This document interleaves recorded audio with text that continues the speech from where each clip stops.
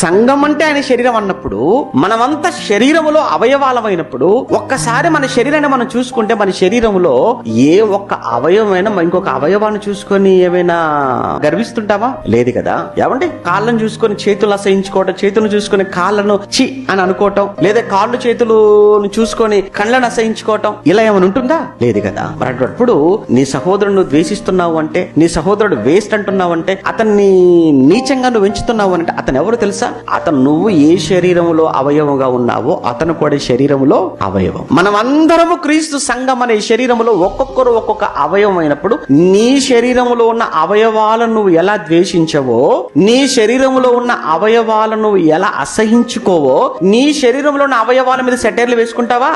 ఈ చెయ్యిట్రా ఇంత చండాలంగా ఉంది అనుకుంటావా? నీ చెయ్యి చూసుకొని, ఈ చెవులేట్రా ఇంత ఇలా అయిపోయా అనుకుంటా నీ అవయవాలను చూసుకొని అలా మాట్లాడుకుంటావా? మరి నీ శరీరములో ఉన్న నీ అవయవాలలో ఏ ఒక్క అవయవాన్ని చూసుకొని నీచంగా అసహ్యంగా మాట్లాడుకున్న నువ్వు మరి సహోదరుని కోసం మాట్లాడుతున్నావు అని అంటే ఆ సహోదరుడు ఎవరు అనుకుంటున్నావు? అతను క్రీస్తు సంఘం అనే శరీరములో అతను ఒక అవయవం. నువ్వు ఆ సహోదరుని కోసం మాట్లాడుతున్నావు అని అంటే నీ శరీరాన్ని నువ్వు అసహించుకున్నట్టే, నీ శరీరాన్ని ద్వేషించినట్లే.